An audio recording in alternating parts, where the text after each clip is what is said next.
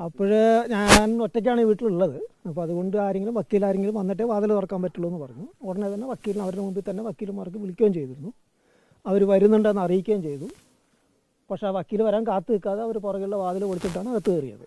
അപ്പോൾ അതോടുകൂടി ഞാൻ പിന്നെ നിങ്ങളുടെ സെർച്ചായിട്ട് ഞാൻ സഹകരിക്കില്ല എന്ന് പറയുകയും ചെയ്തു. പിന്നെ സഹകരിച്ചിട്ടുമില്ല.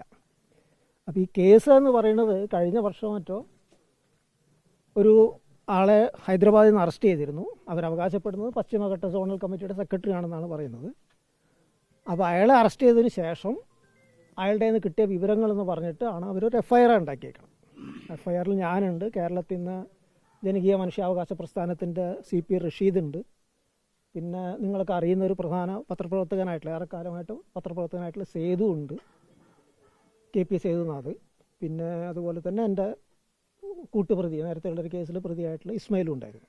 അപ്പോൾ ഇതിൽ FIR വായിച്ചു കഴിഞ്ഞാൽ അതിൽ പറയുന്നത് ഈ പശ്ചിമ മേഖല സോണൽ കമ്മിറ്റിയോ മറ്റോ അവർ കമ്മിറ്റി കൂടി ഞാൻ ഉൾപ്പെടെയുള്ള കുറേ ആൾക്കാരെ CPI മാവോയിസ്റ്റിന് വേണ്ടി പരസ്യപ്രചരണം നടത്താനായിട്ടുള്ള ചുമതലപ്പെടുത്തി.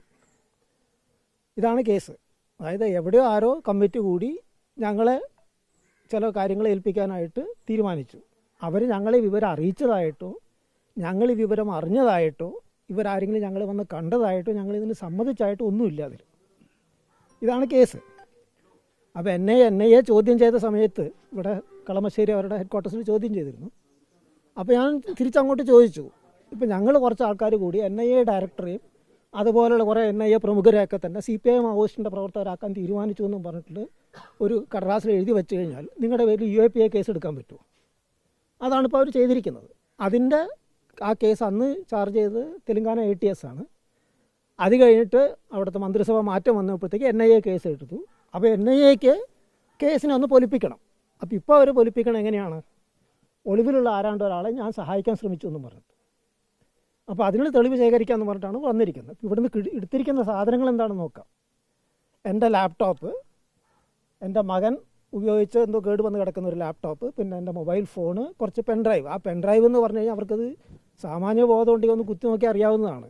അത് ഓപ്പറേറ്റിംഗ് സിസ്റ്റംസാണ്. വിൻഡോസ് ഓപ്പറേറ്റിംഗ് സിസ്റ്റം, അതുപോലെ തന്നെ ലിനക്സിൻ്റെ മിൻറ്റിൻ്റെ ഓപ്പറേറ്റിംഗ് സിസ്റ്റം, പിന്നെ വെൻടോയ് എന്ന് പറഞ്ഞിട്ടുള്ള ഒരു ആപ്പ്, വ്യത്യസ്ത ഓപ്പറേറ്റിംഗ് സിസ്റ്റംസ് ഉപയോഗിക്കാൻ കഴിയുന്നത്. അതായത് എന്തെങ്കിലും കാരണവശാൽ കമ്പ്യൂട്ടറിൻ്റെ OS കേട് വന്നു കഴിഞ്ഞാൽ അത് രണ്ടാമത് ഇൻസ്റ്റാൾ ചെയ്യാൻ വേണ്ടി വച്ചേക്കുന്ന സാധനങ്ങളാണ്.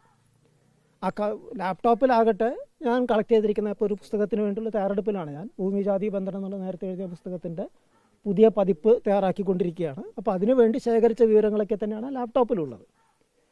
അപ്പോൾ ഇതൊക്കെ വേണമെങ്കിൽ അവർക്ക് നോക്കി തന്നെ അപ്പോൾ തന്നെ തീരുമാനിക്കാവുന്ന കാര്യമാണ്. പക്ഷേ കരുതി കൂട്ടിക്കൊണ്ട് തന്നെ എന്തെങ്കിലും ഇപ്പോൾ ഇതിൻ്റെ വിഷയം എന്താണെന്ന് വെച്ച് കഴിഞ്ഞാൽ ഇതേപോലെ തന്നെയാണ് സായിബാബയുടെ കേസ് ഉണ്ടായത്.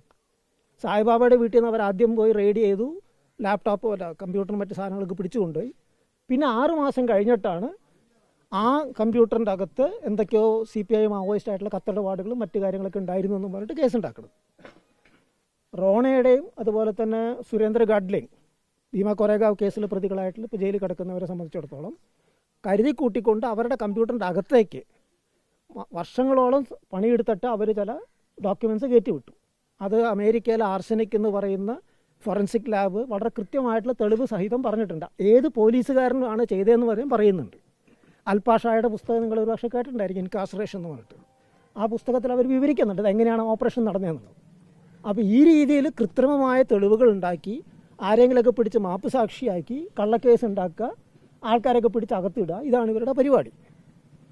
അപ്പോൾ ഞാൻ വന്നപ്പോൾ തന്നെ പറഞ്ഞു, NIA എന്ന് പറഞ്ഞാൽ ഇൻവെസ്റ്റിഗേറ്ററായിട്ട് യാതൊന്നുമില്ല, നിങ്ങൾ ജസ്റ്റ് ഹാച്ചറ്റ് മാൻ എന്ന് പറഞ്ഞാൽ നമ്മുടെ പറയുന്ന കൊട്ടേഷൻ പണി ചെയ്യുന്ന ആൾക്കാരാണ് നിങ്ങൾ. മുകളിൽ നിന്നൊരു ഉത്തരവ് വരും, അവനൊക്കെ പിടിച്ച് അകത്തിടുക, അപ്പോൾ എന്തെങ്കിലും ഒരു കള്ളക്കേസ് ഉണ്ടാക്കണം, കേസ് ഉണ്ടാക്കി പിടിച്ച് വന്നു. ഇതാണ് ഇപ്പോൾ നടന്നേക്കണത്. അപ്പോൾ ഇവിടെ നടന്നുകൊണ്ടിരിക്കുന്ന ജനാധിപത്യ ധ്വംസനത്തിൻ്റെ ഒരു മുഖമാണ് ഇപ്പോൾ ഇന്ന് കണ്ടത്. മനസ്സിലായില്ലേ? ഇങ്ങനെ ഒരു റെയ്ഡിൻ്റെയോ അന്വേഷണത്തിൻ്റെയോ ഒരു ആവശ്യം, കേസ് തന്നെ കള്ളക്കേസാണ്, ഇറ്റ്സ് എ ബേസ്ലെസ് കേസ്. അപ്പോൾ ആ തരത്തിലുള്ള കള്ളക്കേസുകൾ ഉണ്ടാക്കി ആൾക്കാരെ ഉപദ്രവിക്കുക എന്നാണ് ചെയ്യുന്നത്. അതാണ് ഇപ്പോൾ നടന്നിരിക്കുന്നത്. ഇനി അതിൻ്റെ നിയമപരമായിട്ടുള്ള കാര്യങ്ങൾ എന്താണെന്ന് വെച്ചാൽ ഞങ്ങൾ തീർച്ചയായിട്ടും ഞാൻ ചെയ്യുന്നതായിരിക്കും. അതെ, സഞ്ജയ് ദീപക് റാവുവിൻ്റെ കേസായിട്ട് ബന്ധപ്പെട്ടല്ല, സഞ്ജയ് ദീപക് റാവുവിനെ അറസ്റ്റ് ചെയ്തതായിട്ട് ബന്ധപ്പെട്ടിട്ട് ഉണ്ടാക്കിയൊരു കേസാണ്. അതിൽ മൊഴി എന്നവർ പറയുന്നു. അയാളുടെ സ്റ്റേറ്റ്മെൻറ്റിൽ അങ്ങനെയൊന്നുമില്ല.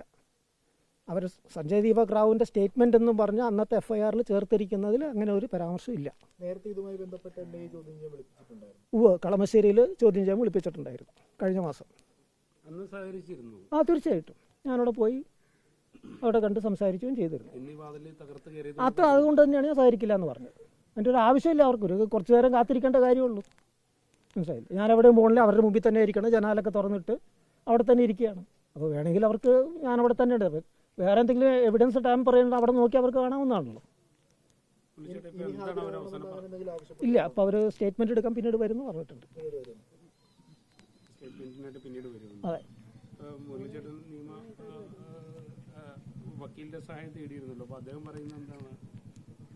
അല്ല, അത് ചലഞ്ച് ചെയ്യണം. ഈ FIR ഇപ്പോൾ ഫ്രെയിം ചെയ്യുന്ന കേസ് ഉണ്ടല്ലോ, അത് ചലഞ്ച് ചെയ്യണം. അതിനുള്ള നീക്കാണ് അടുത്ത്. Thank you.